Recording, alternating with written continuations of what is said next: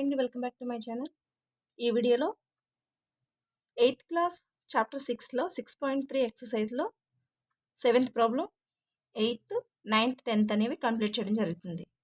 Already 6th problem వరకు ముందు వీడియోస్లో కంప్లీట్ అయింది. 7th ప్రాబ్లం చూసుకుంటే ఒక పాఠశాలలోని 8వ తరగతి విద్యార్థులు ప్రధానమంత్రి జాతీయ సహాయ నిధికి 2401 రూపాయలు మొత్తం విరాళంగా ఇచ్చారు. ఆ తరగతిలో ప్రతి విద్యార్థి చెల్లించిన విరాళం ఆ తరగతిలోని విద్యార్థుల సంఖ్యకు సమానం. అయినా ఆ తరగతిలోని విద్యార్థుల సంఖ్యను కనుగొనండి అన్నారు. సో మనకి ఇక్కడ విరాళంగా ఇచ్చిన అమౌంట్ ఎంత ఇచ్చారు? 2401. సో అదే వేసుకున్నాం మనం. ఇప్పుడు ఏమంటున్నారు? ఆ తరగతిలోని ప్రతి విద్యార్థి చెల్లించిన విరాళము ఆ తరగతిలోని విద్యార్థుల సంఖ్యకు సమానము. అయినా తరగతిలో విద్యార్థుల సంఖ్య ఎంత అంటే మనకి దీని యొక్క వర్గమూలం కనుక్కోవాలి. సో 2401 యొక్క వర్గమూలం కనుక్కోవాలి కాబట్టి ఫస్ట్ ఇది ప్రధాన సంఖ్యలు కారణాంక లబ్ధంగా చేయొచ్చు, లేదంటే మనకి వర్గమూలం కనుక్కునే పద్ధతినైనా చేసుకోవచ్చు. ఫస్ట్ దీన్ని దేంతో డివిజిబుల్ అవుతుందో చూసుకోవాలి. 2తో అవ్వదు, 3తో అవుతుందంటే 2 + 4 = 6, 6 + 1 7 అవుతుంది. సో 3తో అవ్వదు, 5తో అవ్వదు, నెక్స్ట్ 6 తోటి అవ్వదు, 7తో అవుతుందేమో చూద్దాం. 3 7 = 21, 21 పోతే 30 ఉంటుంది, 4 7 28. సో 7తో అవుతుంది. 3 7 = 21 పోతే ఇక్కడ 3 ఉంటుంది అంటే 30 అంటే 4 7 = 28 పోతే ఇంకా 21 ఉంటుంది. సో ఎలా అంటే దీన్ని 7తో మల్టిప్లై డివిజన్ చేసినప్పుడు 3 7 21 మైనస్ చేస్తే 3 ఉంది, 0 దించుకుంటాం. 4 7 28 మైనస్ చేస్తే 2 ఉంది, ఈ 1 దించుకుంటాం, 21. 3 7 21. సో ఈ విధంగా చేస్తాం. అంటే 343 టైమ్స్ క్యాన్సిల్ అయింది. మళ్ళీ ఇందులో 7 క్యాన్సిల్ అవుతుంది. 4 7 28, 4 7 28 పోతే ఎంత? 34లో 28 తీసేస్తే ఎంత మనకి? 6 అంటే 63. 63 అంటే 9 7 63. మళ్ళీ ఇందులో 7 క్యాన్సిల్ అవుతుంది, 7 7. సో మనకి 2401 = 7 × 7 × 7 × 7. సో 2√2401 = ఈ పేర్స్లోంచి ఒక 7 తీసుకుంటాం, ఈ పేర్స్లోంచి ఒక 7 తీసుకుంటాం, అంటే 7 × 7 49 వచ్చింది. సో ఇది మనకి సమానం అంటున్నారు. ఎక్కడ? ఒక తరగతిలో ప్రతి విద్యార్థి చెల్లించిన విరాళము ఆ తరగతిలోని విద్యార్థుల సంఖ్యకు సమానము అంటే ప్రతి విద్యార్థి చెల్లించిన సొమ్ము ఎంత అవుతుంది? 49. తరగతిలోని విద్యార్థుల సంఖ్య ఎంత? 49. అంటే 49 × 49. ఒక్కొక్క విద్యార్థి అంటే 49 మంది విద్యార్థులు ఉన్నారు. ఒక్కొక్క విద్యార్థి 49 రూపాయలు విరాళంగా ఇస్తే మనకి టోటల్ అమౌంట్ 2401. ఈ విధంగా మనం ఈ ప్రాబ్లమ్స్ చేస్తాం. నెక్స్ట్ 8th ప్రాబ్లం చూసుకుంటే ఒక తోటలో ఎన్ని వరుసలు ఉన్నాయో ప్రతి వరుసలో అన్ని మొక్కలు ఉండేలా 20-25 మొక్కలను నాటాలి. తోటలోని వరుసల సంఖ్యను ప్రతి వరుసలోని మొక్కల సంఖ్యను కనుగొనము అన్నారు. సో ఇది కూడా మనకి 20-25 యొక్క వర్గమూలం కనుక్కుంటే తోటలోని వరుసల సంఖ్య ప్రతి వరుసలో ఉండే మొక్కల సంఖ్య కూడా వస్తుంది. 20-25. సో దీనికి మనం ఈ విధంగా చేసినా వస్తుంది. సో ఇది 3 టేబుల్తో క్యాన్సిల్ అవుతుందేమో చూద్దాం.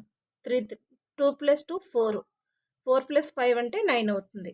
సో 3తో అవుతుంది కాబట్టి 6 3 = 18, 7 2 = 7 3 = 21, 5 3 = 15. మళ్ళీ ఇది 7తో అవుతుందో చూద్దాం. 6 + 7 అంటే 13, ఇది కూడా 3తో అవుతుంది. అంటే 2 3 = 6, 5 5 = 5 3 = 2. మళ్ళీ ఇది కూడా 3తో అవుతుంది. 3 7 = 21, 5 3 = 15. నెక్స్ట్ మళ్ళీ ఇది 3తో అవుతుంది. 2 3 = 6, 5 3 = 15. మళ్ళీ ఇది 3తో అవ్వదు, 5తో అవుతుంది. 5 5 = 25. So 2025 = 3 into 3 into 3 into 3 into 5 into 5. So మనకి వర్గమూలం రాయాల్సిన అవసరం లేదు. ఇలా square root of 2025 equal to ఇందులోంచి ఒక 3 తీసుకుంటాం, ఇందులోంచి ఒక 3 తీసుకుంటాం, ఇందులోంచి ఒక 5 తీసుకుంటాం. అంటే 3 ఇంటూ 3 ఇంటూ 5. 3 3 జర్ ఎంత 9, 9 5 జర్ 45. సో మనకి 2025 యొక్క వర్గమూలం ఎంత 45 వచ్చింది. సో అదే తోటలోని వరుసల సంఖ్య 45, ప్రతి వరుసలోని మొక్కల సంఖ్య 45. నెక్స్ట్ 9th ప్రాబ్లం చూసుకుంటే 4, 9 మరియు 10లచే భాగించబడు కనిష్ట వర్గ సంఖ్యను కనుగొనమన్నారు. సో మనం ఈ 4, 9, 10కి ఎల్సిఎం కడతాం. ఎల్సిఎం కట్టగా వచ్చిన సంఖ్య కనిష్ట వర్గ సంఖ్య అవడానికి ఛాన్సెస్ చూసుకోవాలి. 4, 9, 10. సో వీటికి ఎల్సిఎం కడితే 2తో అవుతుంది. 2 2s are 9 అవ్వదు, 5 2s are 10. మళ్ళీ ఇది 3తో అవుతుందా, 3తో అవుతుంది. 2 3 3s are 9, 5. సో మనకి ఏమొచ్చింది 2 into 3 into 2 into 3 into 5.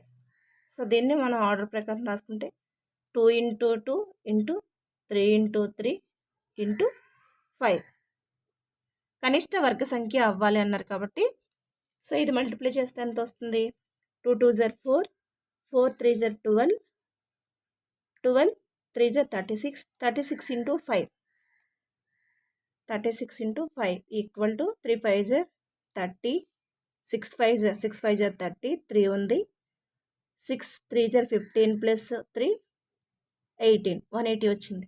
So ఇది మనకి 180 అనేది పరిపూర్ణ వర్గ సంఖ్య అవ్వదు. సో ఇది మనకి పరిపూర్ణ వర్గం కాదు. వర్గం కావాలంటే ఇక్కడ మనకి ఇక్కడ ఒక పేరు ఉంది, ఇక్కడ ఒక పేరు ఉంది. సో దీనికి ఎంత మల్టిప్లై చేయాలి 5 అంటే 180 ఇంటూ 5 చేసినప్పుడే అది మనకి పరిపూర్ణ వర్గ సంఖ్య అవుతుంది. 0 5s are 0, 5 8 40, 4 ఉంది, 1 5 5 4 9 అంటే 900. పరిపూర్ణ వర్గ సంఖ్య ఎంత 900. 4 9 10లచే భాగించబడు కనిష్ట పరిపూర్ణ వర్గ సంఖ్య 900. నెక్స్ట్ 10th ప్రాబ్లం కూడా సేమ్ ఈ విధంగానే చేస్తాం. 8 15 20లకి ఎల్సిఎం ఫైండ్ అవుట్ చేసి కనిష్ట వర్గ సంఖ్యను కనుక్కోవాలి. 8 15 20. సో 2 క్యాన్సిల్ అవుతుంది. ఇందులో 4 టైమ్స్ 15, 10 టైమ్స్, మళ్ళీ ఇందులో 2 క్యాన్సిల్ అవుతుంది. 2 2s are 15, 5 2s are. So ఇందులో 5 టేబుల్ క్యాన్సిల్ అవుతుంది. 3 కూడా, సో 3 కన్నా 5 టేబుల్ క్యాన్సిల్ అవుతుంది కాబట్టి 5 వేసుకుంటే 2 3 1. సో మనకి ఎంత వచ్చింది 2 into 2 into 2 into 3 into 5 into 3. So ఎంత 2 2s are 4, 4 2s are 8, 8 5s are 40, 40 3s are ఎంత 120 వచ్చింది. సో ఇది మనకి పరిపూర్ణ వర్గ సంఖ్య కాదు. కావాలి అంటే మనకి ఇక్కడ ఏం కావాలి, ఇక్కడ ఒక పేరు ఉంది 2 ఇంటూ 2. సో ఇది ఈ మూడింటిది కావాలి. అంటే 2 ఇంటూ 5 ఇంటూ 3 ఇక్కడ రావాలి.